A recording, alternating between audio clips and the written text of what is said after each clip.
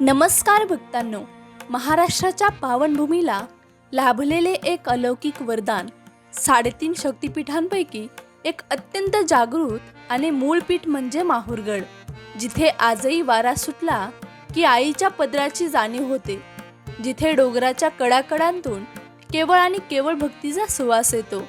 पण कधी विचार केलाय का, ही आदिमाया, जगज्जननी, दुष्टांचा संहार करणारी आणि भक्तांवर मायेची सावली धरणारी आई रेणुका या माहूरगडावर कशी प्रकट झाली? काय आहे तिच्या प्रकटनाची ती अलौकिक आणि डोळ्यात पाणी आणणारी कथा? राजा प्रसेनजिताची कन्या ते जमदग्नी ऋषींची पत्नी आणि भगवान परशुरामाची माता ते माहूरगडची कुलस्वामिनी, हा प्रवास कसा होता? आजच्या या विशेष भागात आपण अनुभवणार आहोत आई रेणुका माता प्रकट होण्याची संपूर्ण अलौकिक आणि भावुक गाथा. कान देऊन ऐका आणि मनात साठवून ठेवा, कारण ही केवळ कथा नाही, हा भक्तीचा एक महासागर आहे. तर असेच नवीन नवीन व्हिडिओ पाहायचे असतील तर आपल्या परमात्मा कथासागर या चॅनलला तुम्ही नक्की सबस्क्राईब करून ठेवा. कथेची सुरुवात होते सत्ययुगात. इक्ष्वाकू वंशात प्रसेनजित नावाचे एक अत्यंत धार्मिक आणि प्रतापी राजा होऊन गेले. त्यांच्या राज्यात सुख समृद्धी नांदत होती, पण राजाच्या पदरी संतान नव्हते. त्यांनी कठोर तपश्चर्या केली आणि यज्ञ केला. त्या यज्ञाच्या अग्नीतून एक अद्भुत तेजस्वी कन्येचा जन्म झाला. ती कन्या दुसरी कोणी नसून प्रत्यक्ष आदिशक्तीचा अंश होती. राजाने तिचे नाव ठेवले रेणुका. रेणुका लहानपणापासूनच अत्यंत गुणी, रूपवान आणि दैवी गुणांनी संपन्न होती. जशी ती मोठी झाली तशी तिच्या लग्नाची चर्चा सुरू झाली. अनेक राजे महाराजे तिच्याशी विवाह करण्यास उत्सुक होते, पण रेणुकाच्या नशिबात काहीतरी वेगळंच लिहिलं होतं. रेणुका मातेचा विवाह भृगु वंशातील अत्यंत तपस्वी, तेजस्वी आणि तितकेच क्रोधी असणाऱ्या जमदग्नी ऋषींशी झाला. राजमहालात राहिलेली राजकुमारी एका झोपडीत ऋषींच्या आश्रमात आली, पण रेणुकेने कधीही कसली तक्रार केली नाही. ती अत्यंत निष्ठेने पतीची सेवा करू लागली. जमदग्नी ऋषी आणि रेणुका माता यांना 5 पुत्र झाले. त्यातील सर्वात लहान आणि तेजस्वी पुत्र म्हणजे विष्णूचे अवतार भगवान परशुराम. परशुराम आणि माता रेणुकेचे नाते अत्यंत घट्ट होते. ती रोज सकाळी कच्च्या मातीचा घडा बनवून त्यात नदीचे पाणी भरून आणत असे. केवळ तिच्या भक्तीच्या बळावर तो कच्च्या मातीचा घडा फुटत नसे. दिवस आनंदात जात होते, पण नियतीला काहीतरी वेगळंच मान्य होते. नेहमीप्रमाणे माता रेणुका नदीवर पाणी भरण्यासाठी गेली. तिथे गंधर्वराज चित्ररथ आपल्या पत्नीसोबत जलक्रीडा करत होता. त्याचे ते वैभव आणि रूप पाहून क्षणभर, अगदी एका क्षणासाठी माता रेणुकाच्या मनात कौतुक आणि विचलित भाव आला. या एका क्षणाच्या मानसिक चुकीमुळे तिचे पतिव्रताचे बल कमी झाले आणि त्या दिवशी कच्च्या मातीचा घडा तयार होईना. पाणी न घेताच माता रेणुका थरथरत्या कापत्या पायांनी आश्रमात परतली. जमदग्नी ऋषींनी आपल्या दिव्य दृष्टीने सर्व काही जाणले. त्यांचा क्रोध अनावर झाला. त्यांनी आपल्या थोरल्या पुत्रांना आदेश दिला, या पापी स्त्रीचा शिरच्छेद करा. पण आईवर शस्त्र उघडण्याचे धाडस कोणाचेच झाले नाही. अखेर आश्रमात परशुरामांचे आगमन झाले. संतप्त जमदग्नी ऋषींनी परशुरामांना आदेश दिला, परशुरामा, तुझ्या आईने आणि भावांनी माझ्या आज्ञेचे उल्लंघन केले आहे. तुझा परशु उचल आणि त्यांचा शिरच्छेद कर. परशुराम संकटामध्ये सापडले. एका बाजूला माता तर दुसऱ्या बाजूला पित्याची आज्ञा.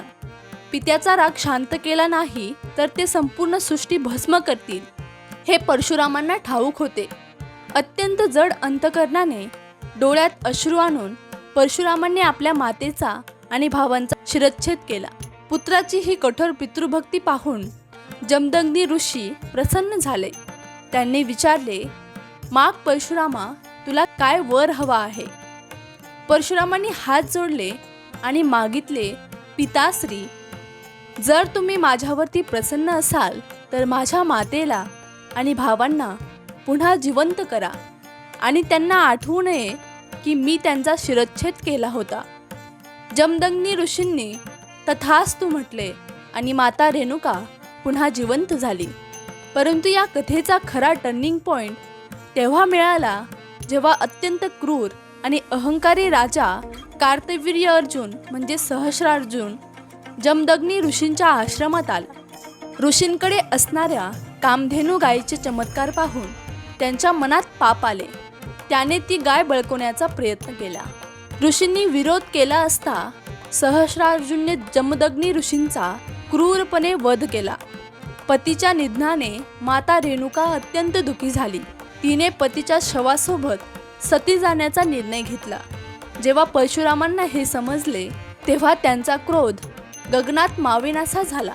त्यांनी 21 वेळा पृथ्वी निक्षत्रिय करण्याची प्रतिज्ञा केली आणि सहस्रार्जुनचा वध केला.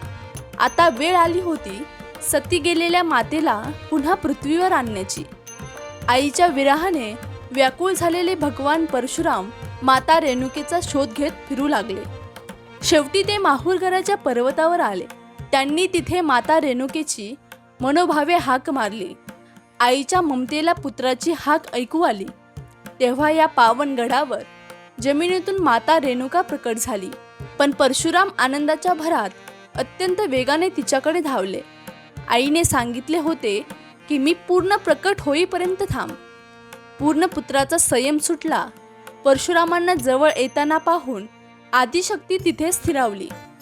त्यामुळे माता रेणुकेचे केवळ शिर म्हणजे मस्तक जमिनीच्या वर प्रकट झाले आणि धड जमिनीच्या खाली राहिले. होय भक्तांनो, म्हणूनच आज आपण माहुरगडावर आई रेणुकेचे जे रूप पाहतो ते तिचे केवळ मुख कमल आहे. हेच ते ठिकाण आहे जिथे आई आपल्या पुत्रांसाठी धावून आली आणि भक्तांच्या कल्याणासाठी कायमची इथे स्थिरावली.